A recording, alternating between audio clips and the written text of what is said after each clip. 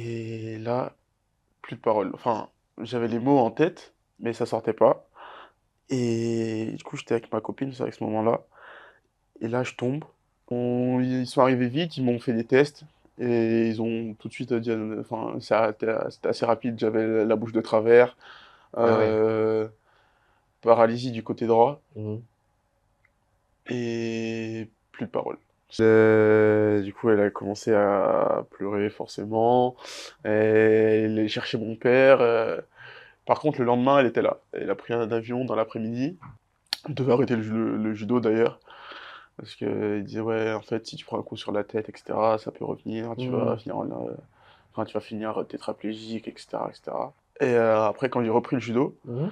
bah forcément, j'ai pas du tout chuté tout de suite. Parce que c'était un peu dangereux. Ouais. Et dès que je me cognais la tête, bah, je demandais à mes amis, ma famille d'être attentifs. Au début, je me suis dit, mais en fait, tu seras bon au niveau national et un peu international, mais là, j'ai vraiment pris conscience que je peux être parmi les meilleurs de la planète. Ouais. Et ça, c'est une sacrée prise de conscience, quoi. Ouais. Donc, mon plus beau souvenir, c'était bah, au championnat du monde junior, Ouais. parce que du coup, c'était 9 mois après mon AVC. Mhm. Bonjour à toutes et à tous. On se retrouve pour une énième confidence avec Kenny Livez, qui est un judoka qui a été champion du monde cadet et junior, qui a été bon dans plein de sports d'ailleurs. Et Kenny, il a aussi eu une particularité, c'est qu'il a fait un AVC, bien qu'il soit très jeune, il a 22 ans. Et il y a 3 ans, il a eu un AVC et il est venu un petit peu nous parler de son parcours et de comment il s'est reconstruit par rapport à ça, sa reprise du judo, etc. Enfin bref, on va parler de sa vie. Je trouvais ça hyper pertinent de le faire venir sur Confidence. Donc c'est parti avec Kenny Livez.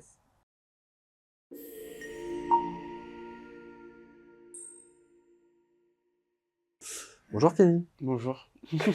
ça va? Ça va bien et toi? Ouais, ça va. Merci d'être venu, de t'être déplacé jusqu'à Bordeaux, de Paris. Bon, ça, c'est avec plaisir. Je connais bien la ville, en tout cas. Est-ce que tu peux te présenter un petit peu pour les gens qui ne te connaissent pas? Bah, du coup, je m'appelle Kenny Vivez, je crois que vous l'avez bien compris. J'ai 22 ans, je suis judoka professionnel. J'ai gagné le championnat du monde cadet et le championnat du monde junior. Mhm. Et, du coup, j'ai fait un AVC il y a 3 ans. Du coup, le 13 novembre 2021, c'était il y a pas très...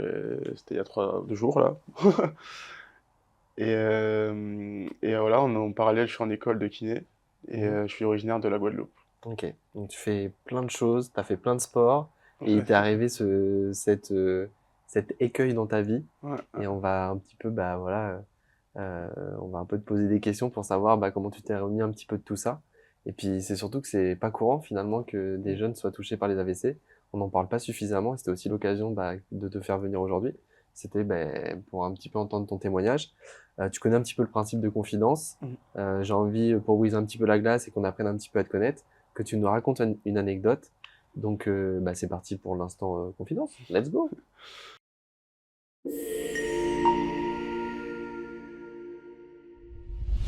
Donc, Kenny, est-ce que tu as une anecdote à nous raconter?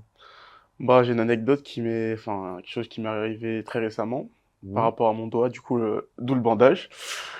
Du coup, c'était au championnat de France le 3 novembre. Novembre, Le ouais. 3 novembre. Et bon, du coup, je fais ma compète, sauf que durant les premiers combats, parce qu'il y en a eu 6, je sens que mon doigt, enfin, j'arrive pas à saisir comme je le devais. Donc, je finis ma compète, etc. Je regarde mon doigt à la fin de la journée. Je fais, bon, il est un peu gros, mais ça va. Enfin, on a l'habitude d'avoir les doigts des entorses et que les doigts qui gonflent à la fin de la journée parce qu'on les a tellement sollicités que ça devient bah, des boudins carrément. Mhm. Donc, je rentre chez moi, je mets de la glace, etc. Je commence à masser pour faire réduire l'œdème parce qu'il était assez gros quand même. Mhm. Du coup, je vais voir le médecin de l'équipe de France le mardi matin. Et qui lui aussi, il teste, il me dit, bon, bah, en fait, il y a sûrement des choses qui ont dû prendre cher un peu dans le temps d'extenseur, mais rien de dramatique. Donc, on va déjà voir à la radio et à l'échographie. Donc, dans l'après-midi, j'ai un rendez-vous, et du coup, j'y vais, et le radiologue, je le connais bien, puisque, bon, je le côtoie assez souvent. Il me dit, bah, vas-y, viens, je te fais passer bah, en rapide, parce qu'il ne pensait pas que ça allait prendre tant de temps. Mhm. coup, il me fait la radio d'en haut, tout va bien. Et sur la radio de profil, je l'entends derrière, il me dit ah, mais là, c'est déplacé, là, il faut, faut remettre. Et moi, du coup, j'ai un petit temps, je lui dis mais comment ça bah, et Et là, il me dit t'avais pas plus de douleur que ça? non, je souffrais quand je fermais ou quand je tendais le doigt, mais enfin, une entorse, quoi. Mhm. Et il me dit bah non, là, c'est luxé, il faudra la réduire, etc. Donc, petit coup de panique, puisque je me dis, bah, si c'est luxé, ça, on va le remettre, et les trucs qui ont pété, c'est sûr. Bref, du coup, je commence à cogiter.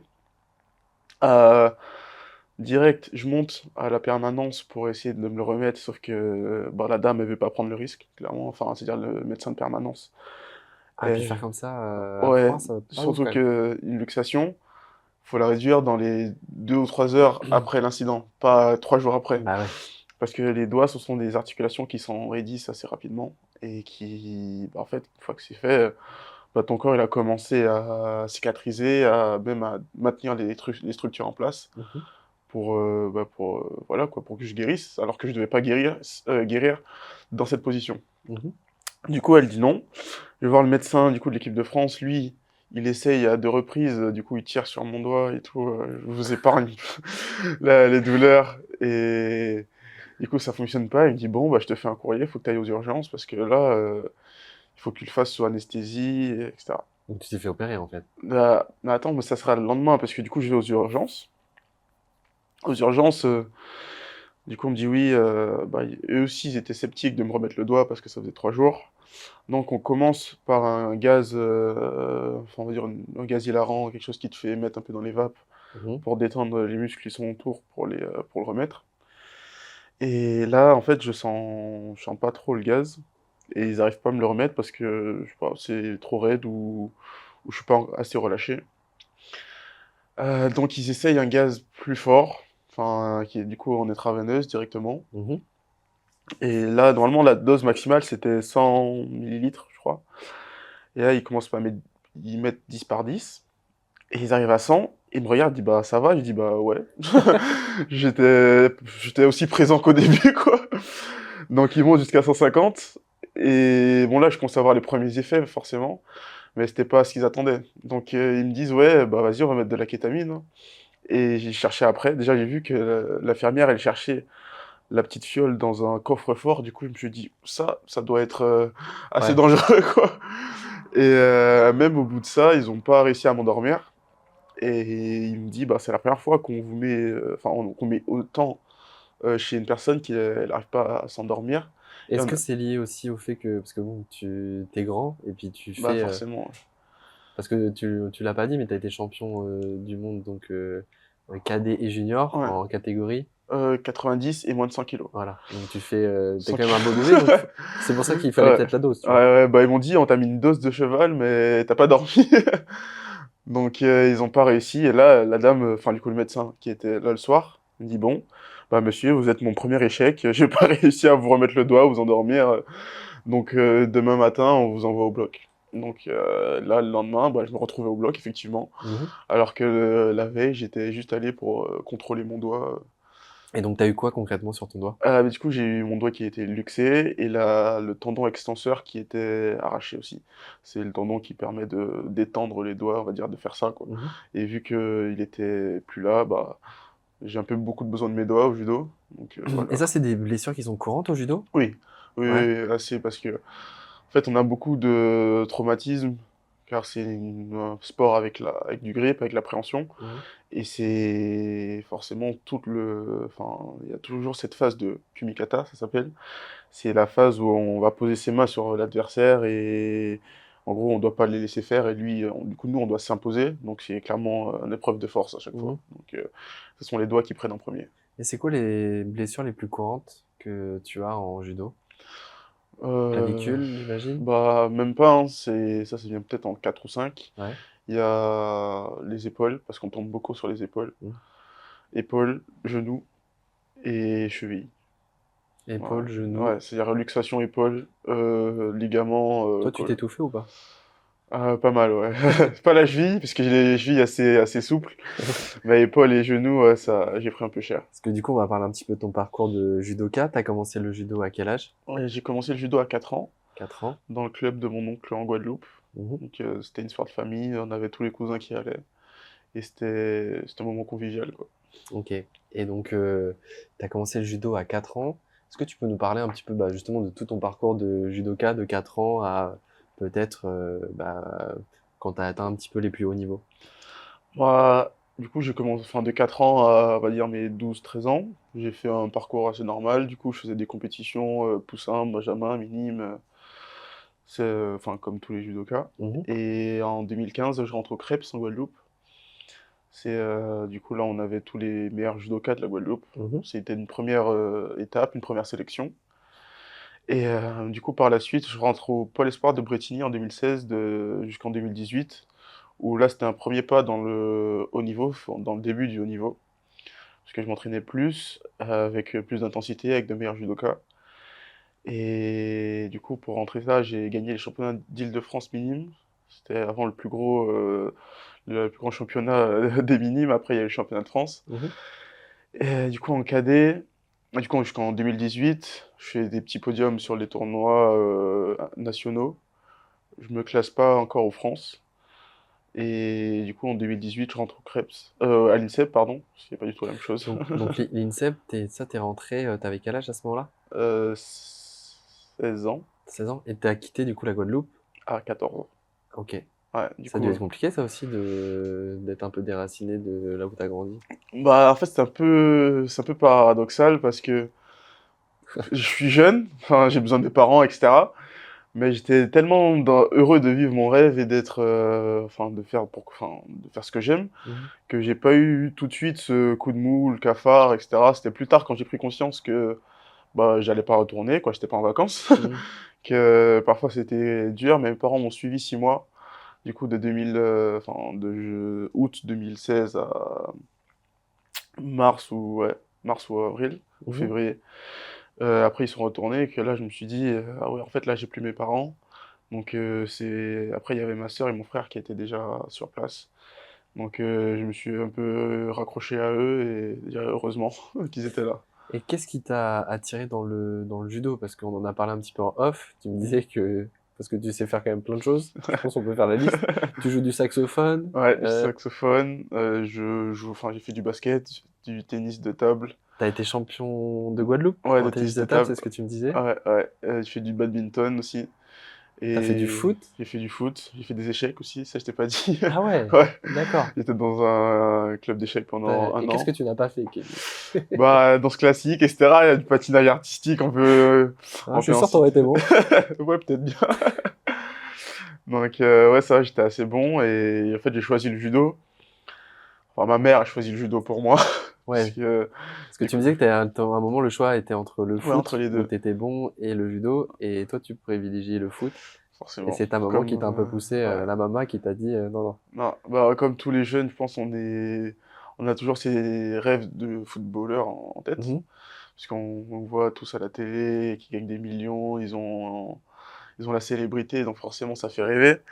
Mais lorsqu'il fallait faire le choix, où moi je devais aller dans un autre établissement auxiliaire, du coup pour le foot et le Krebs pour le judo, bah ma mère m'a dit bah non, que ce soit pour l'école, pour ton bien-être, etc., tu feras du judo.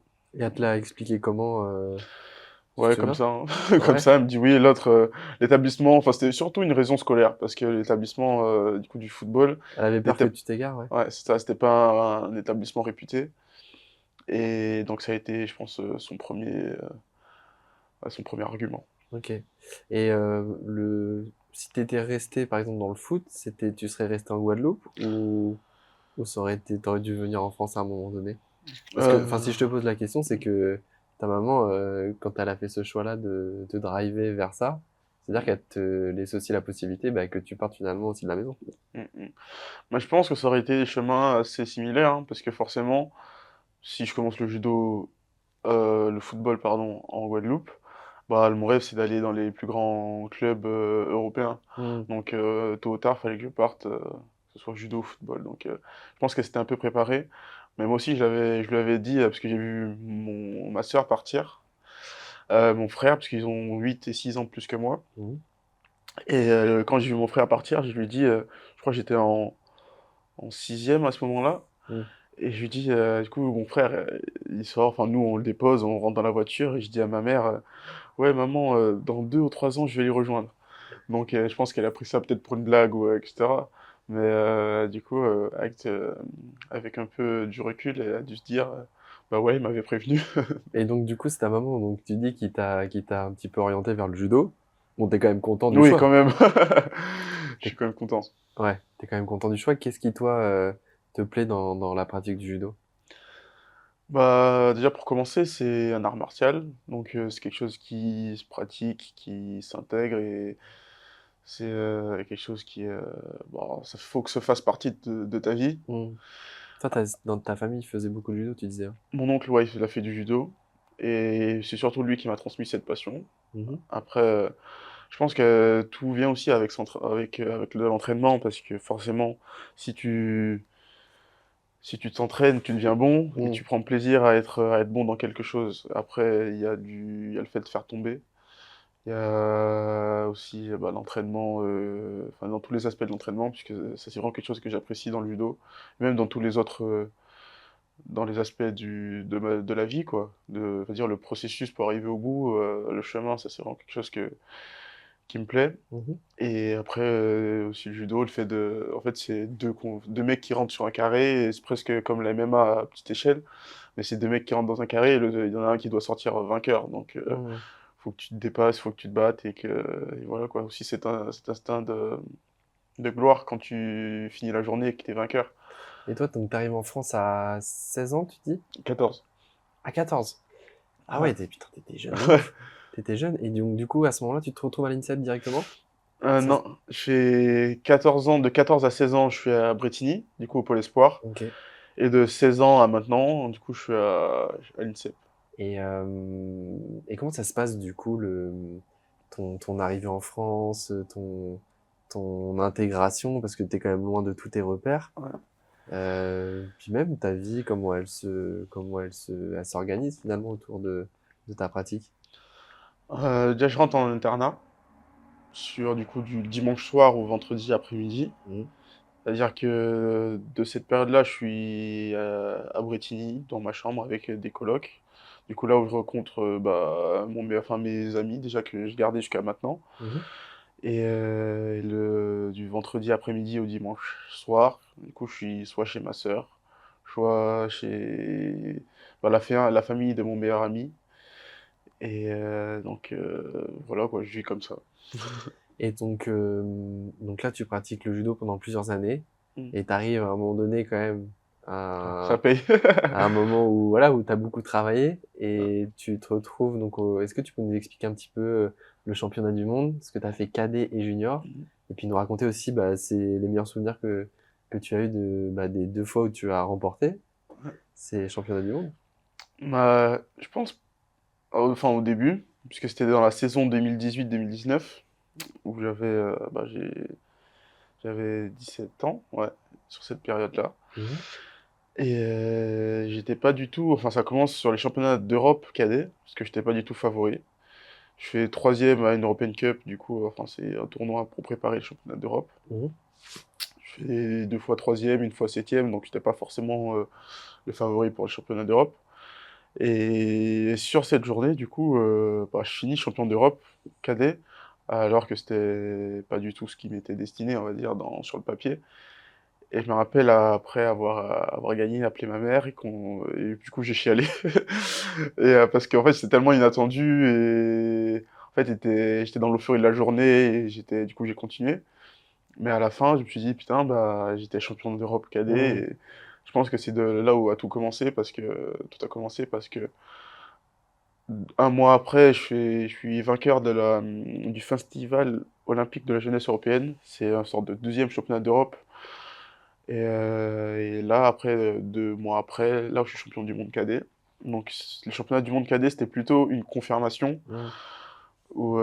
pour dire, bah voilà, j'ai fini, j'ai gagné les trois. Déjà, je crois que ça n'a jamais été fait, Mhm. gagner les trois dans une année.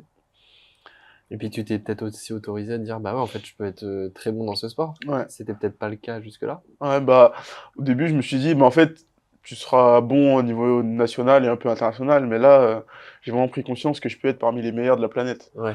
Et ça, c'est une sacrée prise de conscience, quoi. Ouais. Donc, Du coup, ça t'a motivé certainement pour la suite. ouais, bah, C'est quoi ton plus beau souvenir de... J'imagine, bon, la victoire y est pour beaucoup, mais est-ce que t'as un souvenir qui te marque de cette période? de cette saison ou de toutes Ça mes... peut être de la saison ou même au championnat du monde cadet. Euh, mais je pense que Parce que c'était t'avais quel âge quand t'as été 17 ans. 17? Ouais, 17 17 ans. ans. Je pense que mon plus beau souvenir, c'était bah, au championnat du monde junior. Ouais. Parce que du coup, c'était 9 mois après mon AVC. Mhm. Enfin, j'avais tellement galéré pour revenir. Parce que tous les pronostics pardon, Mm. étaient contre moi. Mm. Je devais arrêter le judo d'ailleurs. Parce qu'il disait, ouais, en fait, si tu prends un coup sur la tête, etc., ça peut revenir, Mm. enfin, tu vas finir tétraplégique, etc., etc. Et en fait, c'était pas le but, donc ils allaient forcément me protéger. Et moi, du coup, j'ai toujours gardé espoir, j'ai travaillé, et en tout cas, j'étais bien accompagné. Mm. Et du coup, revenir de ça, c'était sympa, surtout que ma grand-mère était morte 2 semaines avant. Mhm. Donc c'était aussi une victoire aussi pour elle, et c'était un beau souvenir, ça. Ouais, mais on va en reparler parce qu'effectivement, ce que tu dis, donc c'est que tu as été champion du monde cadet, Ouais, tu as été champion du monde junior, et en fait, tu as été champion du monde junior après ton AVC. ouais, c'est ça. Donc on va revenir un petit peu, on va un peu rétro-pédaler. Juste quand même pour donner un peu d'informations aux gens qui nous écoutent, c'est que enfin, tu pratiques le judo, Mm. mais en plus de ça, tu fais des études à côté. Et c'est pas des moindres, je crois, parce que tu es Non. en... Bah, ah, j'ai fait 3 ans à la Sorbonne en licence maths, info, physique, ingénierie. ouais, parce que t'es brillant en plus de ça. Faut croire. Et, sauf que du coup, enfin, j'étais bon, mais c'est pas ce qui, enfin, ça m'animait, là, ça m'animait pas plus que ça. Enfin, Hmm. j'aimais plus. Et du coup, après, j'ai changé. Là, je suis en école de kinésithérapie où je m'épanouis beaucoup plus. T'es en quelle année là du coup, en école de kiné? Du coup, là, je suis en deuxième première année, vu que je dédouble mes années. Mhm.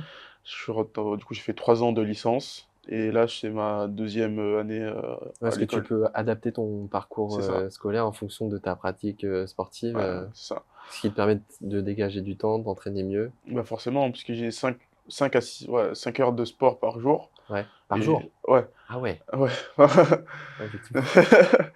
Donc, je peux pas faire aussi une journée de 8 à 17 à l'école. Hmm. Donc, Ouais, faut choisir. tu peux pas tout faire. Non, je, je veux bien, hein, mais je pense que le temps et l'énergie me manquent. Donc, tu as été champion du monde en cadet. Ton AVC, tu le fais à 19 ans, je crois. Ouais. Est-ce que tu peux nous expliquer comment ça s'est passé et comment ça t'est arrivé, bah, ce jour-là, en fait? Du coup, ce jour-là, c'était le soir d'une compétition, Ouais. le championnat de France aussi.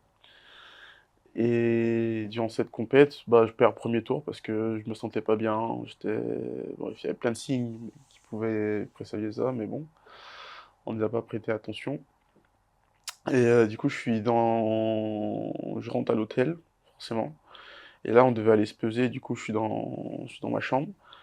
Et là, du coup, il y a mes coéquipiers qui viennent toquer, qui me disent, ouais, Kenny, on part dans combien de temps?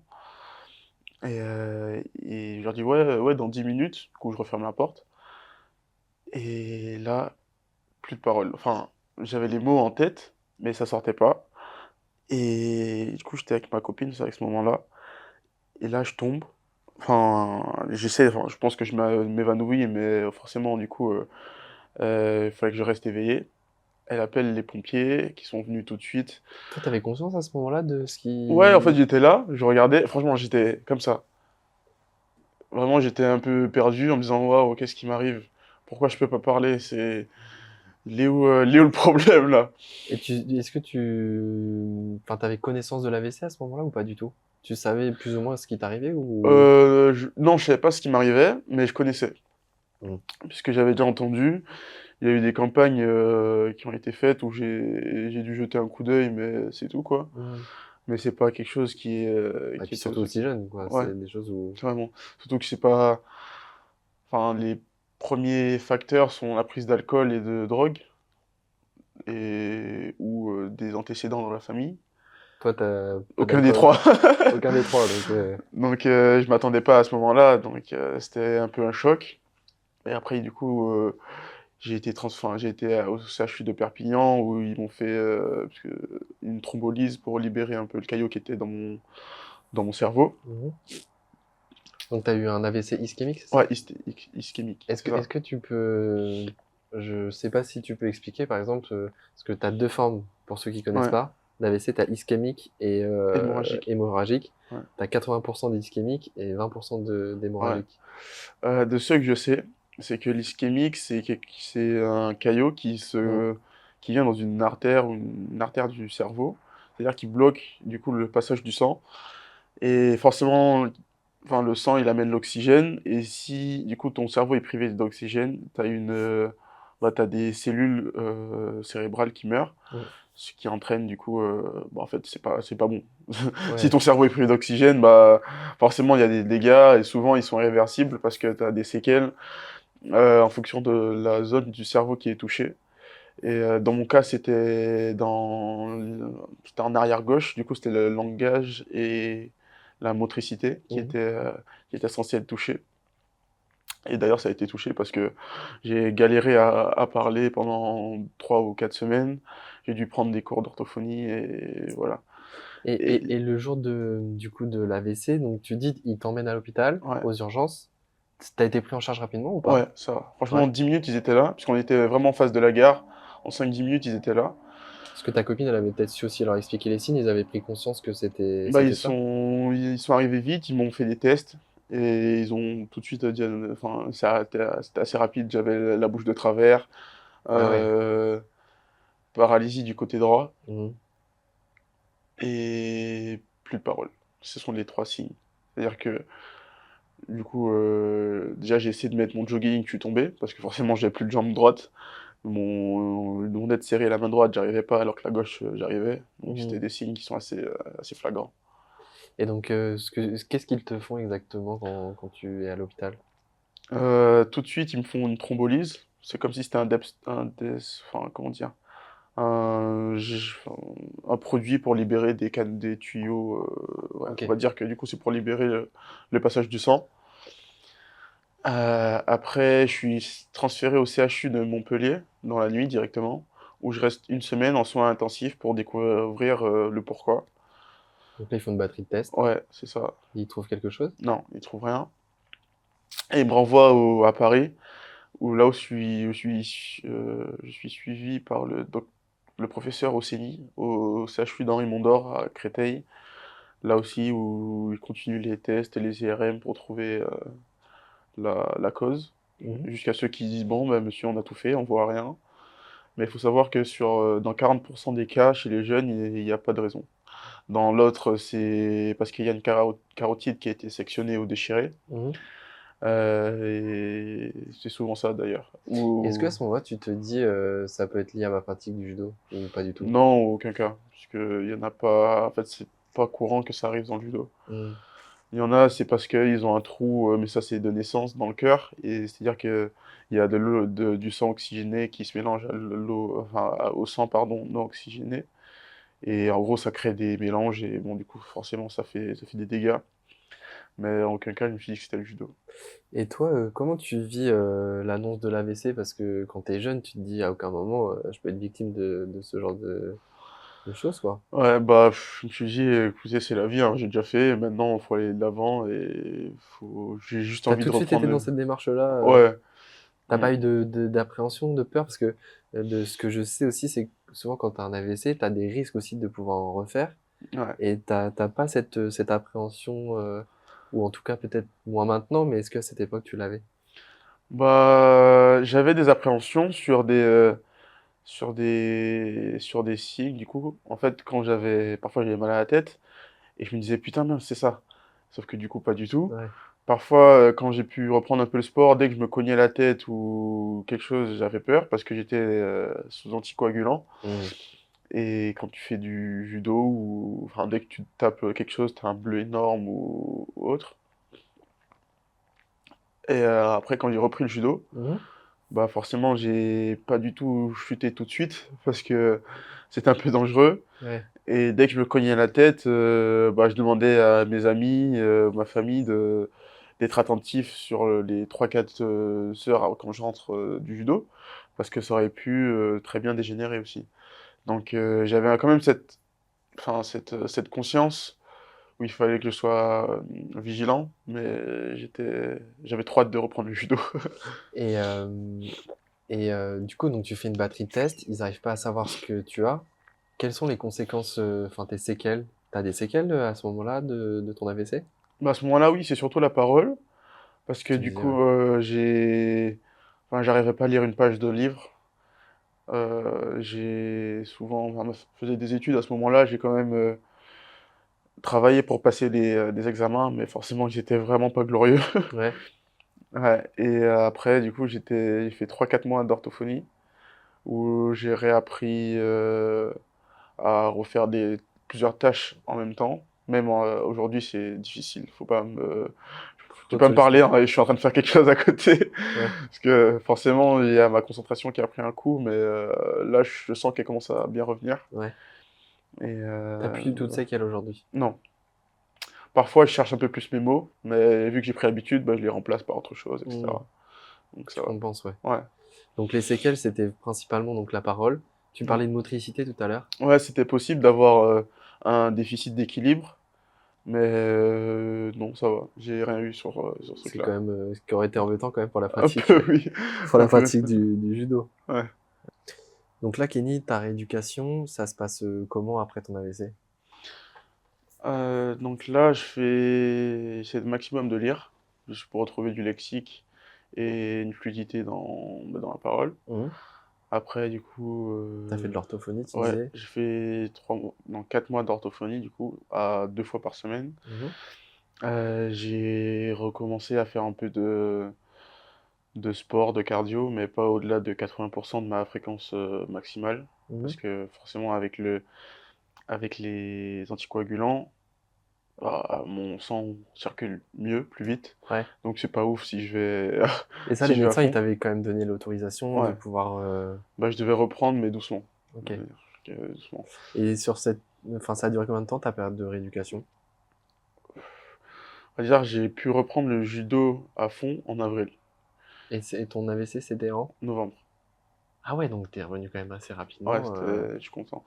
Parce que j'ai eu l'autorisation de faire un peu de judo, mais c'est-à-dire que dans les séances, je me fatiguais super vite, parce que je pouvais pas rester concentré autant Trop qu'avant. longtemps. Ouais. Et c'est-à-dire que même pour reprendre les mains, pour les déplacements, le timing, enfin même les sensations, puisque tout mon cerveau était en ébullition, Mhm. bah je me fatiguais vite. Et Et est-ce qu'à ce moment-là, tu te dis, le judo, ça va être compliqué? non, je me suis jamais dit que c'était compliqué, mais je me suis dit que s'ils m'autorisent pas à reprendre en France, bah je me barre dans un autre pays. Ah ouais? Ouais. Je me suis dit, je vais aller en Même si Australie. c'était enfin, par rapport à ta santé. Ouais. En fait,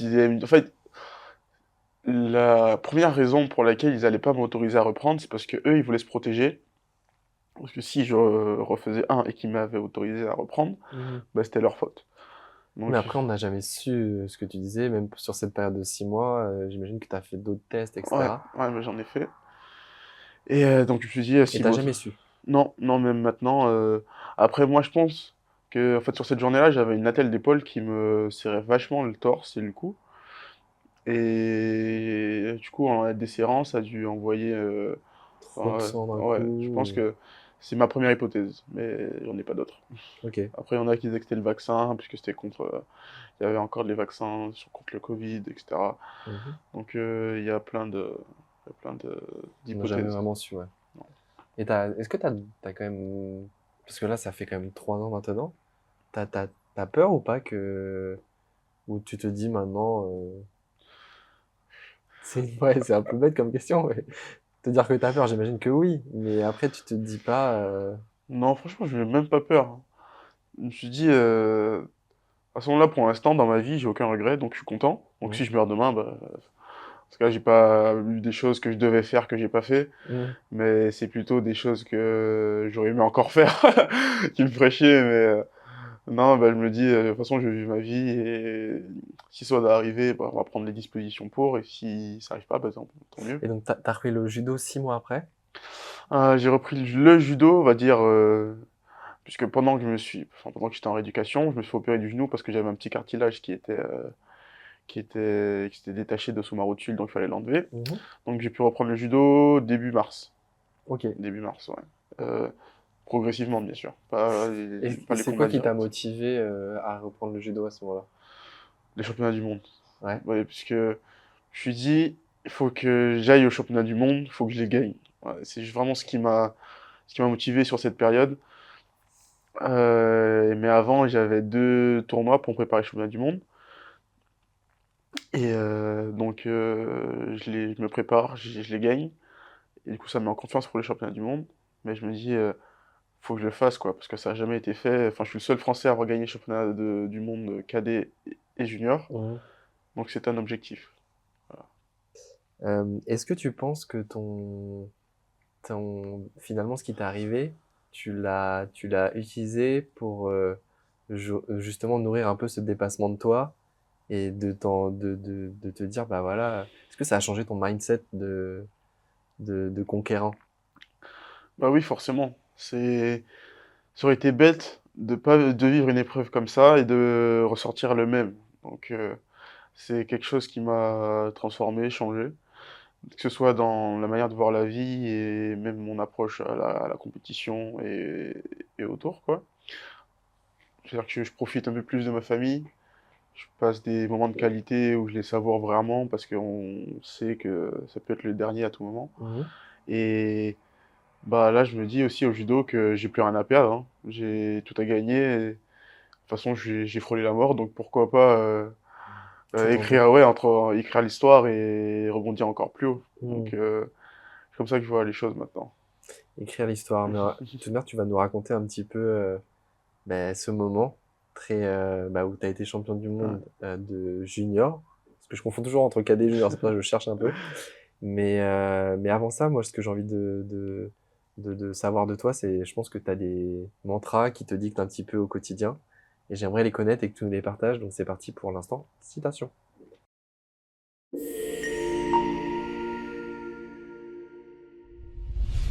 Donc Kenny, est-ce que tu as voilà, des citations qui te viennent en tête que tu as envie de nous partager?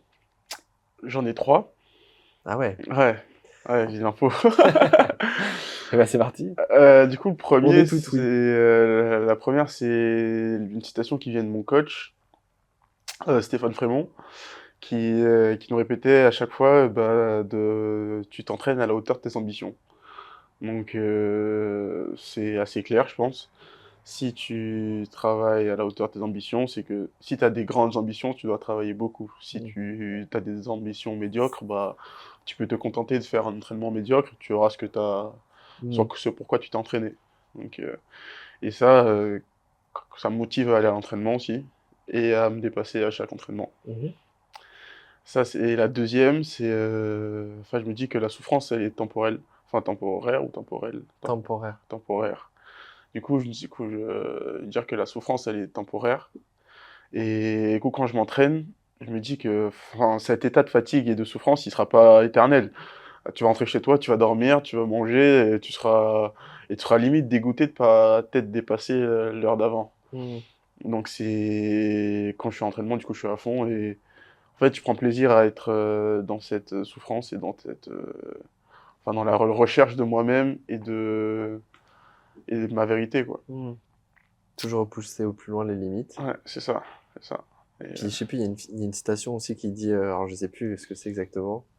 Euh, je crois que je l'ai lu dans le livre d'ailleurs de notre précédent invité, où il dit euh, euh, entraînement difficile ou c'est un truc ouais, comme ça et guerre facile. ah, c'est entraînement difficile, compétition facile. Ouais, c'est un truc comme ça. C'est quelque chose comme ça. Bah, c'est vrai.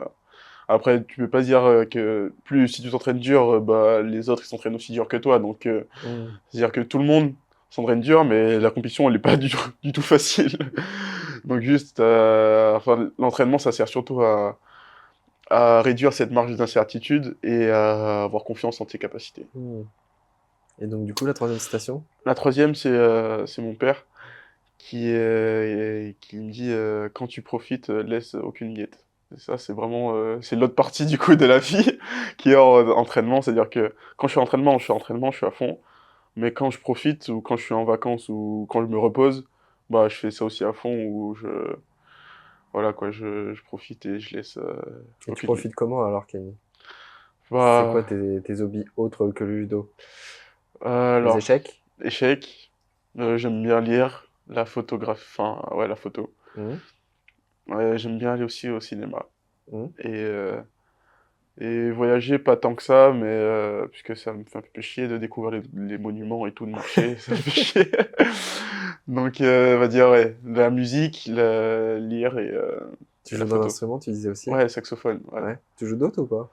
J'ai fait de la batterie, Ouais. du piano aussi, Ouais. quand j'étais plus jeune, et solfège, Bon, ce logique. qu'on n'a pas encore dit, c'est que tu nous le disais avant l'interview tout à l'heure, c'est que tu as su il y a pas très longtemps que Ouais, tu étais HPI, c'est ça? ouais, bah, c'est il y a peut-être 2 ou 3 semaines, ma mère m'avait envoyé les documents. Mhm. C'était il y a peut-être 2 mois, mais je les avais pas regardés, parce que je sais plus pourquoi. Et 3 semaines, il y a 3 semaines, je me suis dit, attends, mais c'est peut-être intéressant ça. Et je fais, du coup, je vois le score, je vois 137. Je fais, attends, mais c'est beaucoup ou c'est pas beaucoup? Du coup, je vais voir sur l'échelle et je vois que du coup, c'est au-dessus de 130, t'es HPI, je fais, ah merde. Bon, ça peut expliquer pas mal de choses, Ouais. ça. Parce qu'en plus, tu étais très bon en maths, tu disais. Ouais, Tu as fait des études en ce sens. ouais, Et ouais. d'ailleurs, j'ai une question, parce que tu parles de ta maman et de ton papa. Comment ils ont réagi, tes proches, suite à ton AVC? Parce que j'imagine beaucoup d'inquiétude, en plus, ils n'étaient pas forcément sur place à ce moment-là. Ma mère, ça a été un choc parce qu'elle était, elle m'a déjà raconté, elle était dans son hamac, du coup au soleil, avec les alizés, le vent, etc. Elle venait de manger. Enfin, c'était un samedi après-midi en Guadeloupe. Mhm. Et du coup, mon coach l'appelle et elle dit oui, elle dit oui, ne t'inquiète pas, Kelly j'ai fait un AVC. Et là, elle me dit, elle a, elle a pas bougé, elle a limite pas perdu la parole, elle aussi. Mhm. Et du coup, elle a commencé à pleurer forcément. Elle est chercher mon père. Par contre, le lendemain, elle était là. Elle a pris un avion dans l'après-midi pour venir me voir à l'hôpital à Montpellier. Parce que du coup, il fallait faire Guadeloupe, Paris, Paris-Montpellier. Mhm. Et comme ça, elle a voulu tout de suite être avec moi, mais ça a été même pour mon frère et ma sœur qui était enceinte de 8 mois, Mhm. et qui est descendue le lendemain aussi. Mhm. Et donc ça a été une nouvelle assez bouleversante. Enfin, surtout que je suis le plus jeune de la famille. T'es un Et petit peu le petit protégé. exactement, c'est ça. C'est tout à fait ça. Voilà. Et donc, t'as ton frère, ta sœur qui Ouais. était enceinte, ton frère. Et ils t'ont aidé quand même un petit peu dans, justement, après ton AVC, à être présent autour de toi. Est-ce que tu penses que leur présence aussi t'a aidé à peut-être t'affirmer par rapport à ça et puis à retourner sur les tatamis? Bon, on va dire que c'était plutôt un soutien émotionnel, Mhm. parce que j'en avais besoin à ce moment-là. Eux, ils vivent où? Ma sœur en France, enfin à Paris. Ouais, Mon frère, il vit en Guadeloupe. ok. Ma mère et mon père aussi en Guadeloupe. Et toi, du coup, tu vis où la plupart du temps? Parce que tu es souvent à Paris avec l'INSEP. Ouais, je suis tout le temps à Paris. Tout le temps à Paris? À part quand je suis en stage ou en D'accord. déplacement. Tout à l'heure, tu disais Montpellier, je pensais Ouais. que... Non, on était justement, le championnat était à Perpignan. Et du coup, c'était le CHU le plus proche, spécialisé dans la neurologie, était à Montpellier. Du coup, ils m'ont transféré là-bas. Et toi, est-ce que tu as rencontré d'autres personnes qui étaient confrontées aux AVC? Parce que j'imagine que tu as cherché aussi pas mal de réponses à des questions que tu pouvais te poser. Non, franchement, je me suis pas posé trop de questions. J'étais pas très inquiet là-dessus. Juste, par contre, il y a beaucoup de personnes qui m'ont envoyé des messages, enfin des jeunes du coup sportifs qui étaient donc D'encouragement? non justement pour savoir parce que eux aussi, enfin c'était après, vu qu'ils savaient, ils avaient vu mon histoire et ils avaient besoin de savoir comment ça se passe après un AVC quand tu es sportif. Mhm. Et du coup, je les ai tout de suite rassurés parce que à ce moment-là, j'avais déjà repris. Et je leur ai dit, bah, en fait, ils vont chercher pour savoir ce que tu as. S'ils trouvent bah tant mieux parce que du coup ils vont régler le problème, tu pourras reprendre ton sport directement. Mmh. S'ils trouvent pas, bah ils vont juste, tu vas prendre un peu plus de temps, mais un peu plus de temps, mais tu vas quand même reprendre. Donc à part si tu fais du rugby, donc là c'était mort. Le rugby c'est KO. Mais si tu fais du sprint ou du water polo ou encore du badminton, bah ça va. Mmh. Et toi, Kenny, du coup, enfin, maintenant, j'ai le sentiment que tu es quand même vachement investi sur le fait de vouloir témoigner. Pourquoi Ouais. c'est important pour toi de le faire? Parce que je trouve que c'est important de le faire, enfin de témoigner, parce que je trouve que c'est quelque chose qui est pas assez popularisé, Mmh. enfin vulgarisé, et trop peu de personnes sont au courant des signes déjà, Mmh. enfin du coup les premiers signes, que ce soit la bouche de travers, la paralysie, la perte de langage ou un langage incohérent. Et en fait, ça peut sauver des vies de voir les premiers signes pour prévenir le secours, enfin les secours le plus rapidement possible, Mmh. parce que ce sont des secondes qui sauvent des vies et qui enlèvent quelques séquelles à une victime. Et d'ailleurs, je m'étais noté, avant de faire l'interview, que je crois que tu as plus de 150 000. Attends, je vais vérifier quand même. Tu vois, en France, on estime qu'il y a environ 150 000 le nombre d'AVC par an. Cela représente une personne toutes les 4 minutes. Donc, tu vois, tout à l'heure, on le disait aussi, type d'AVC, on a 80% qui sont des AVC ischémiques, donc tu l'as expliqué en début d'interview, 20% qui sont des AVC hémorragiques, et bah, tu vois, la mortalité, 15 à 20% des patients décèdent dans le mois qui suit l'AVC, 75% des survivants gardent des séquelles. Toi, maintenant, tu disais que tu en avais quasiment plus, mis à part des problèmes de concentration. Et justement, ce qui a été quand même important pour toi, c'est que ça n'a pas eu de conséquences finalement dans ta pratique. Et on va revenir dessus parce que bah, c'est ce que tu disais, 9 mois après ton AVC, Ouais. tu t'es entraîné dur et tu as été jusqu'au championnat du monde junior. Est-ce que tu peux nous parler un petit peu de ce moment? Bah, déjà dans la journée, je voulais juste profiter parce que c'était une déjà chance, j'étais super chanceux d'être là. Mhm. Surtout ce qui m'était arrivé 9 mois auparavant. C'était jour pour jour, c'était le 13 novembre l'AVC et j'étais 13 août sur le tatami du championnat du monde. Mhm. Et donc j'étais juste dans l'optique de profiter, de donner le meilleur de moi-même et avec un supplément d'écrire l'histoire aussi ce jour-là. Donc quand je gagne, c'est vraiment un accomplissement parce que j'ai mis beaucoup d'énergie, de temps et même d'émotion pour revenir enfin, de loin comme ça. Mhm. Mhm. Et j'ai vraiment profité de ce moment. Et j'étais fier de moi déjà. C'est une des premières choses dont je pensais. Je dis ouais, Kenny, je suis fier de toi, t'as rien lâché jusqu'à ce moment. Et t'es Et accompagné quand même par tes entraîneurs et par les gens qui t'encadrent autour de toi? oui, moi déjà, je suis suivi par une psy, ce qui a été très important dans mon processus pour revenir, même en ce moment. Et enfin, elle me suit depuis 2019. Mhm. Et C'est souvent le cas ou pas pour des sportifs de haut niveau ou c'était plus toi dans ton cas particulier? maintenant, c'est un peu plus le cas. Enfin, on va dire qu'avant, c'était un peu diabolisé de voir une psy, etc. Parce qu'on dirait que tu as des problèmes mentaux, etc. Mais maintenant, je pense que tout bon athlète, s'il entraîne son corps à entraînement muscu ou judo, Mhm. il doit aussi entraîner sa tête par un spécialiste aussi. Donc, c'est pas les entraîneurs du judo ou un préparateur physique qui va entraîner ta tête parce qu'il n'a pas les compétences pour ça. Et c'est vraiment quelqu'un qui est une psy ou un préparateur mental ou qui a le diplôme et le savoir-faire pour le faire. Mhm.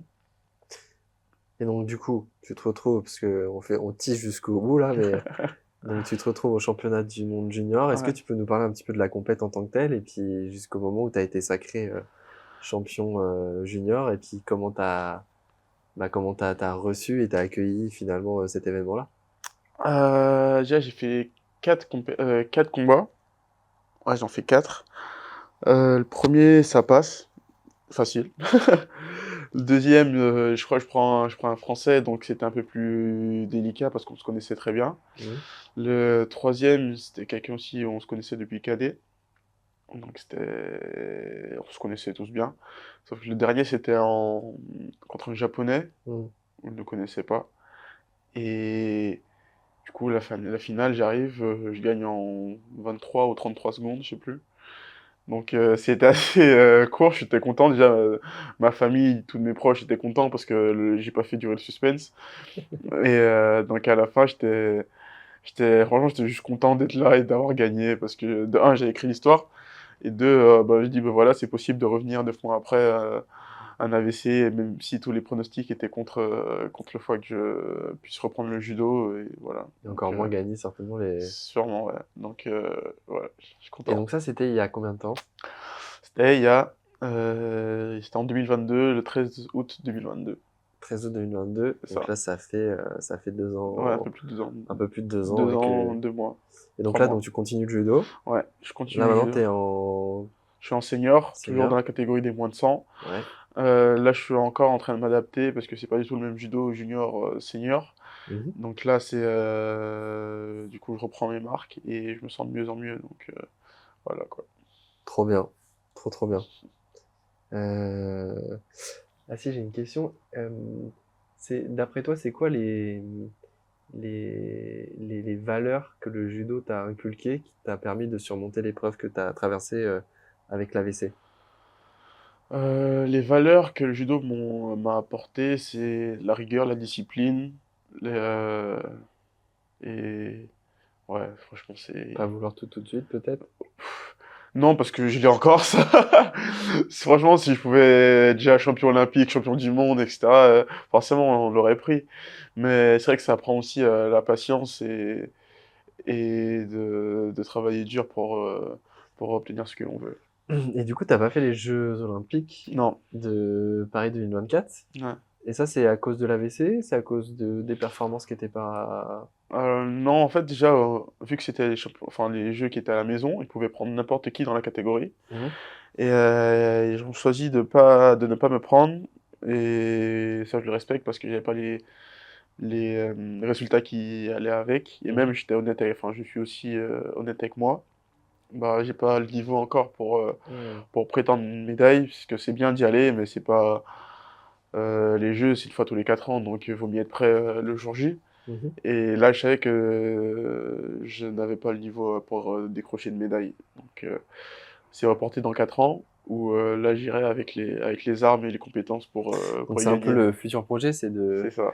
de travailler pour les Exact. Jeux Olympiques de Los Angeles. On Exactement. sera là. Ah oui, j'espère. On sera dans la salle.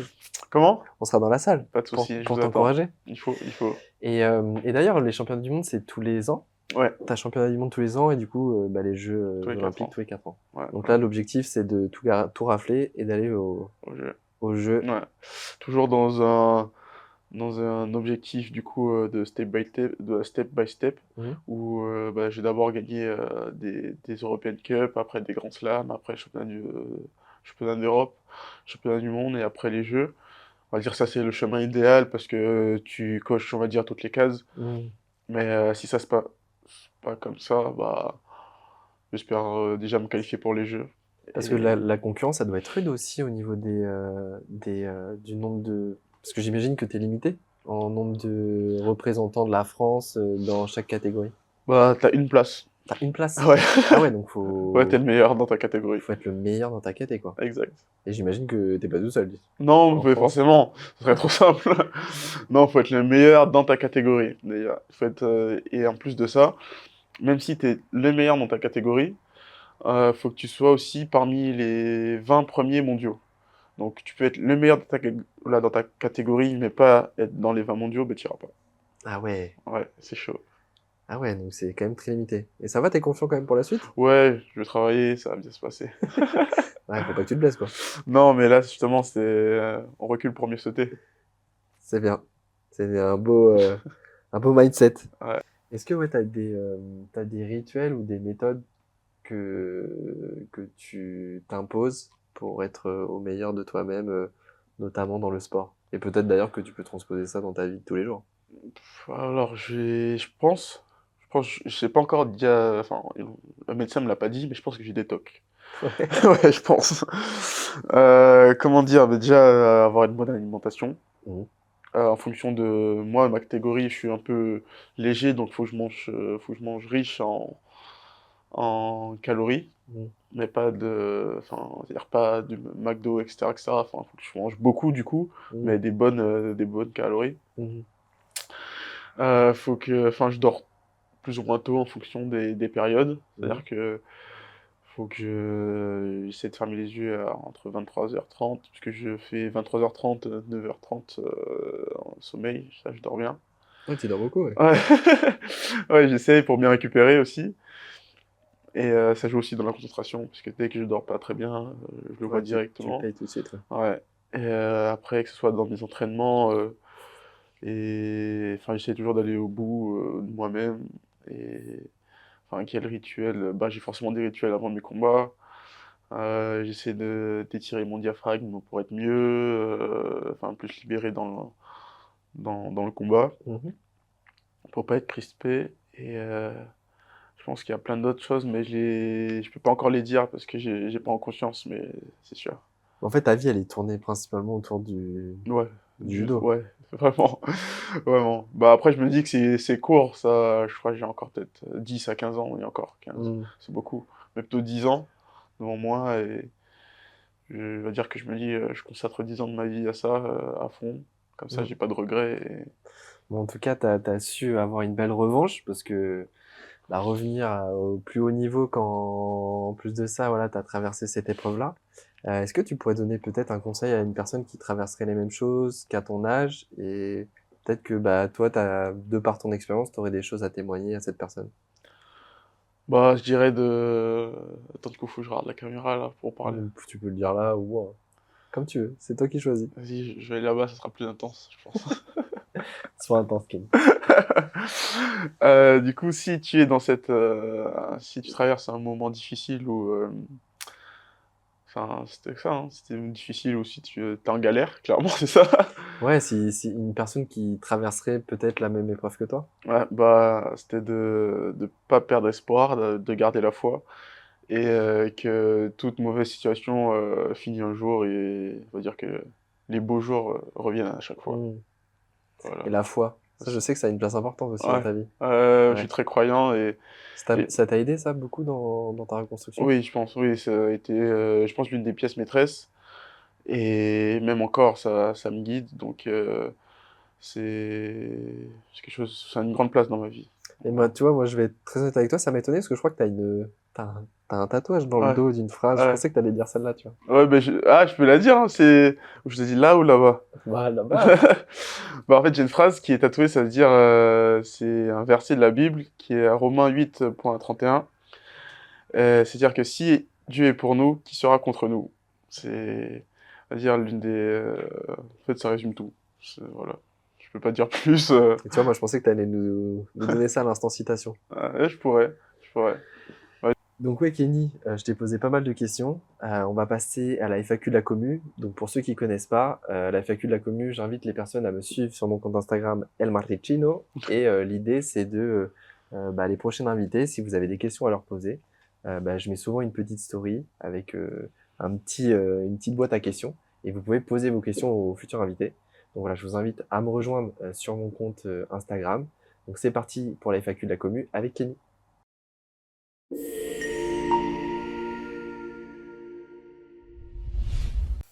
Alors, j'ai une question de Flora qui dit, bon, tu y as un petit peu répondu, quelles ont été les étapes dans la rééducation, type d'AVC, donc ça, on y a répondu principalement dans l'interview. Par contre, elle pose la question qui est pas bête, suivi pour éviter la récidive. Est-ce que tu as été suivi pour éviter que peut-être ça puisse se reproduire? Ouais, je suis suivi une fois par an Mhm, par, du coup, un neurologue. J'ai aussi un Revil, c'est-à-dire que c'est un moniteur cardiaque qui enregistre les battements de mon cœur tous les jours depuis presque 3 ans maintenant, mhm. et qui envoie chaque soir enfin, via le boîtier à l'hôpital qui me suit. Mais bon, là, je l'ai pas pris avec moi, il envoie pas, et ça fait longtemps que je l'ai pas branché parce que je suis tout le temps en déplacement. Donc je m'excuse si vous voyez cette vidéo. C'est quoi, c'est un truc que tu mets autour de toi? Non, c'est directement sous la peau. Vous pouvez un peu le voir là. Ah, tu l'as directement sous la peau? Ouais, ouais, ça se voit assez rapidement quand je suis torse nu. Ok. Ouais. Et enfin, au début, ça me gênait un petit peu au judo, Après, mais si on veut faire des vues, il suffit que tu te mettes torse nu, parce que ouais, vous verrez comment il est tanké. tu mets ça en miniature, comme ça passe. Et donc, Voilà, je suis suivi comme ça et aussi je prends des anticoagulants un peu moins forts qu'au début, mais Mhm. Ah, t'en prends toujours du coup. ouais, Ok. Ouais, donc il y a quand même un suivi ouais. qui Bah est pas après, anodin, quoi. ouais, moins, je vais moins à l'hôpital. Enfin, je vais pas tous les 2 semaines à Bien l'hôpital, sûr. etc. Mais comme Margot qui va de mon petit AVC qui va une fois par semaine minimum à l'hôpital. Mhm. Non, moi c'est assez léger. Ok. Bon, après, il y a Martinou, 2004, qui dit: J'ignorais que les jeunes pouvaient être touchés par un AVC. Justement, on y a un peu répondu. C'est vrai que Ouais. t'en as quand même Bah ouais, hein. des AVC, et tu vois, elle me pose la question de prédisposition. Toi, tu disais qu'il n'y avait pas forcément de prédisposition, d'hérédité ou quelque chose comme ça, par exemple, dans ta Bah famille. parfois c'est un coup du sort, Mhm. clairement ce qui m'est arrivé. Parfois c'est du coup des antécédents. D'autres c'est des malformations cardiaques ou des carotides du coup qui ont pris cher. Enfin, suite sûrement par c'est souvent le cas après un magasin, enfin, oula, magasin, qu'est-ce que je raconte moi? Un manège, suite à un manège extrême, où du coup, c'est les grands 8 ou les sauts Mhm. en parachute ou élastique, ou. Donc la sensation forte, Ouais, ouais. c'est ça. Prennent cher. Ou après, c'est drogue et alcool. Ok. Toujours Donc, pas de drogue et alcool? non, ça, je pense depuis le début, ça. Je te Toujours taquine. pas. Je te taquine. Bon, il y a question simple de Timus Britannique qui dit: Comment vous sentez-vous aujourd'hui? Oh, ça va, je me sens bien, hein. Tu te sens Merci de bien? poser la question. Je te retourne la question. Est-ce que tu vas bien aussi? Bon, tu vas bien, c'est le principal. Euh, c'est marrant parce que, tu vois, genre, pendant que je regarde un peu les questions, on a beaucoup qui pensent que tu as arrêté le sport ou que la vie t'a privé de cette passion et comment tu combles le vide. Et en fait, bah non, tu Au réponds contraire. au contraire, ça t'a donné de l'entrain Ouais, et t'as continué. Mais c'est vrai que t'as quand même, enfin, je pense que t'as eu de la chance quand même dans la récupération que t'as eue par rapport à ouais. l'AVC. Parce que t'as quasiment aucune séquelle. Non, non, non, bah, déjà, enfin, je fais encore du judo à haut niveau. Mm. Je fais mes études, enfin, des vraies études, quoi. Je sais pas. Après, je sais pas s'il y a de fausses études ou pas, mais bon, il y Ouais, a t'as un des niveau études. d'exigence qui est différent. Mm. Et en fait, j'ai une vie assez normale, hein. Même plus que normale. Mm. Non, Donc, c'est chouette. Ah si, j'ai Carole SRZ qui dit: Que dirait-il au petit qu'il était enfant? Qu'est-ce que tu dirais à ton toi d'avant? Ton toi d'avant d'ailleurs, ou ton toi enfant, je sais pas. C'est toi qui réponds comme tu veux.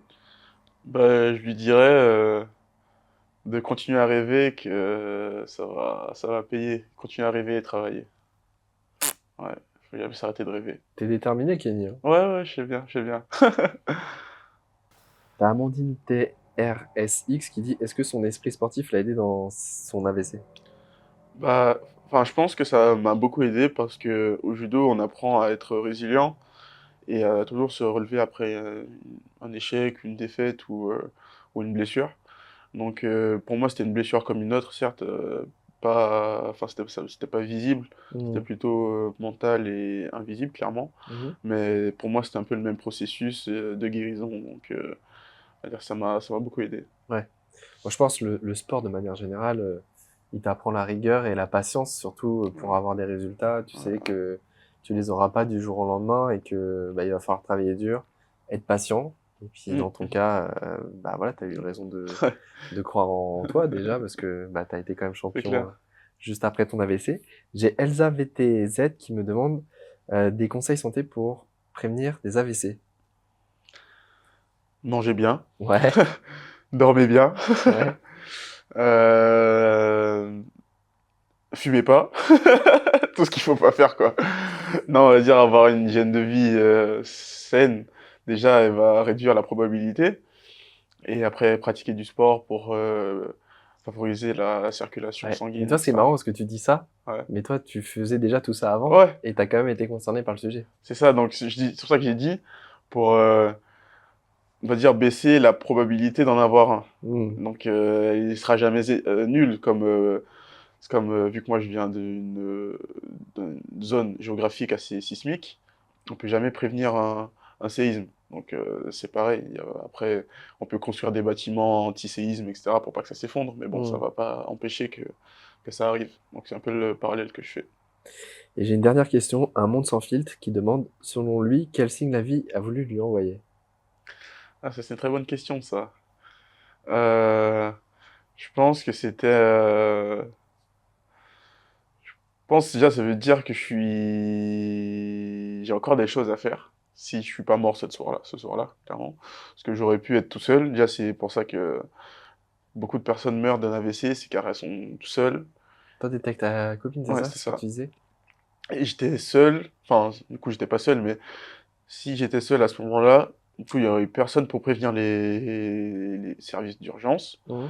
Parce que je pouvais pas parler, je pouvais pas marcher, donc je serais juste étendu là à terre à attendre la mort patiemment. Mhm. Donc j'ai encore beaucoup de choses à accomplir et que faut que je profite encore de la vie pleinement. Voilà. Bah, écoute, Kenny, merci d'avoir partagé ton témoignage avec nous. On va passer à la dernière séquence de cette interview avec la question signature. Donc c'est parti pour la question signature.